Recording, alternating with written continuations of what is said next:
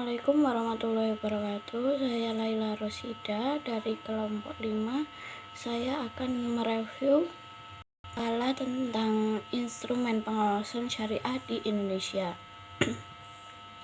Yang pertama, legal standar lembaga keuangan syariah nasional.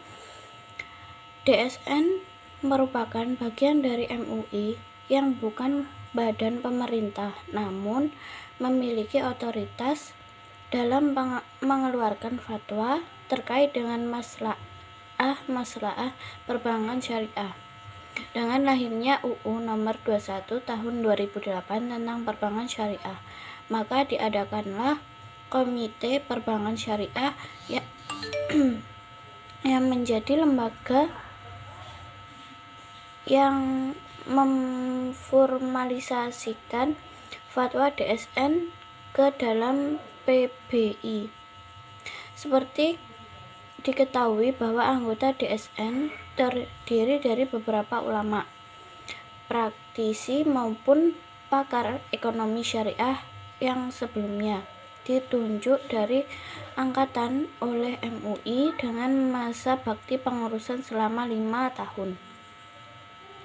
DSN memiliki tanggung jawab dalam memastikan atau mengawal kepatuhan syariah, baik dalam produk maupun operasional dari industri keuangan syariah itu sendiri. Untuk mendukung para anggota Dewan Syariah dalam menjalankan tugasnya, DSN menyiapkan aturan yang diperlukan terkait dengan kualifikasi keanggotaan, tugas dan kewajiban pengakuan fatwa yang diterbitkan, serta independensi mereka dari berbagai intervensi dari berbagai pihak. Tugas DSN adalah mengawasi produk-produk lembaga keuangan syariah agar sesuai dengan ketentuan-ketentuan yang ada di dalam syariah.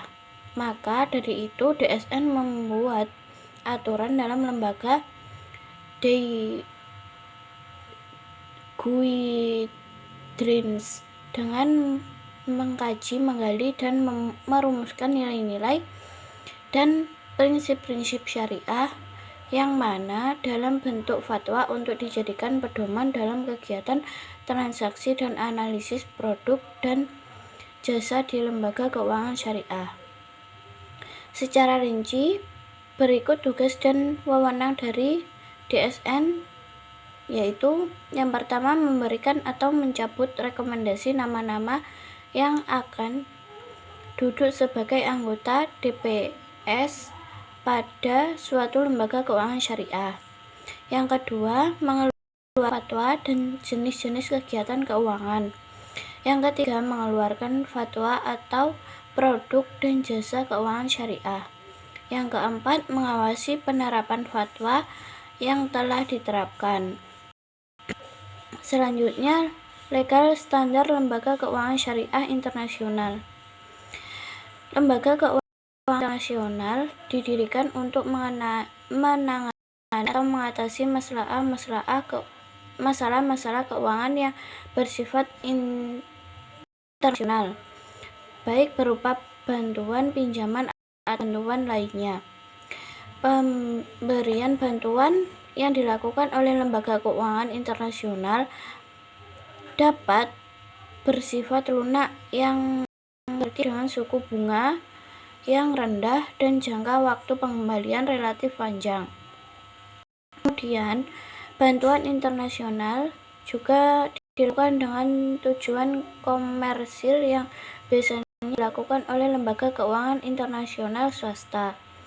Dengan pengembangan ekonomi syariah, kini telah banyak berdiri lembaga keuangan internasional yang bersifat syariah.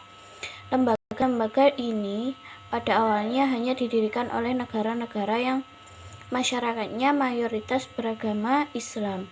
Namun, setelah melihat perkembangan yang cukup baik dari lembaga keuangan berbasis syariah itu dan pengaruh yang cukup besar dalam perekonomian dunia. Maka negara-negara besar yang berideologi kapitalis ataupun sosialis tertarik dengan sistem syariah ini, sehingga berdirilah lembaga-lembaga keuangan berbasis syariah di negara-negara yang berideologi kapitalis atau sosialis dan mendorong berdirinya lembaga keuangan syariah multilateral. Bank Indonesia selaku Chairman of the Executive Committee bersama anggota Islamic Financial Service Board menginisiasi transformasi strategi dan standar internasional keuangan syariah global guna memperkuat resiliensi keuangan syariah. Standar ini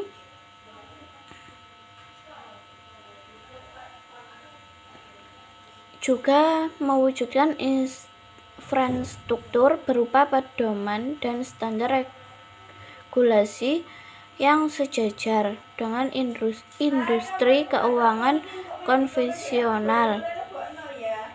Yang selanjutnya, C. Dewan Pengawasan Syariah merujuk pada surat keputusan Dewan Pengawasan Syariah Nasional nomor 3 tahun 2002 bahwa DPS adalah bagian dari lembaga keuangan mikro syariah yang bersangkutan yang penetapannya adalah persetujuan Dewan Syariah Nasional. DPS adalah suatu yang mengawasi pelaksanaan keputusan DSN di lembaga keuangan mikro syariah. DPS juga merupakan unit yang hanya dimiliki oleh perusahaan dan organisasi yang dijalankan sesuai syariat Islam. DPS adalah suatu lembaga yang berkewajiban mengarahkan dan mengatasi aktivitas lembaga keuangan agar dapat diyakinkan bahwa mereka memenuhi aturan dan prinsip syariah Islam. Keberadaan DPS dalam tiap lembaga keuangan yang berlabel syariat amat dibutuhkan. DPS yang merupakan bahwa lembaga yang berada di bawah naungan Majelis Ulama Indonesia sejak tahun 1999 melalui beragama, sehingga saat itu secara nasional dan mewadahi seluruh kebutuhan lembaga mikro syariah terhadap bimbingan fatwa. Demikian dengan DPS yang menetapkannya bahwa persetujuan Dewan Syariah Nasional dalam rangka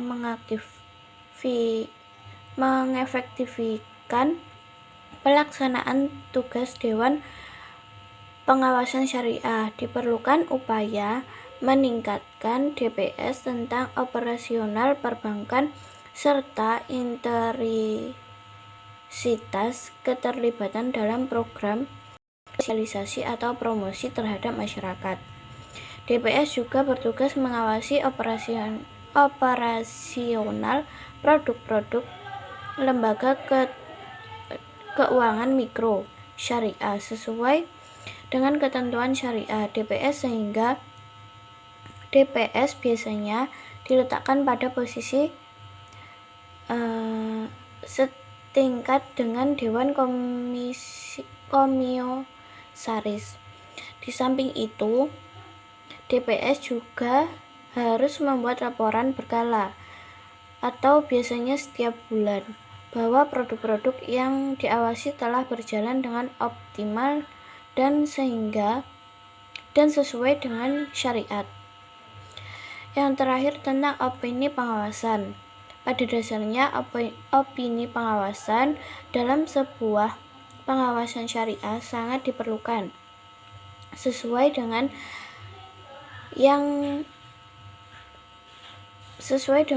yang diutarakan oleh para ahli Dalam kamus istilah akuntan, opini audit merupakan suatu bentuk laporan yang diberikan oleh auditor terdaftar yang menyatakan bahwa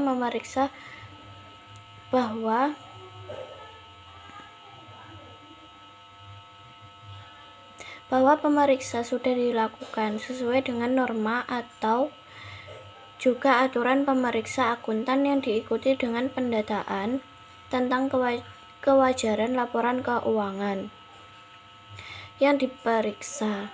Opini audit laporan keuangan adalah opini yang telah sesuai dengan kriteria tertentu untuk memperoleh atau mengevaluasi bukti secara objektif tentang kegiatan dan kejadian ekonomi, seperti hal yang resiko kesalahan penyimpanan dan sebagai bukti yang mendukung menyusun laporan keuangan. Dalam penerapan terdapat beberapa jenis opini yang pengawasannya syariah. Di antaranya sebagai berikut. Yang pertama,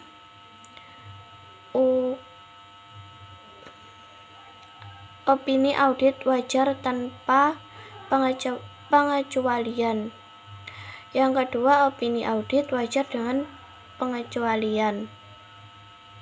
Yang ketiga, opini audit tidak wajar. Yang keempat, opini audit tidak memberikan pendapat. Yang terakhir, opini wajar tanpa pengecualian dengan paragraf penjelasan.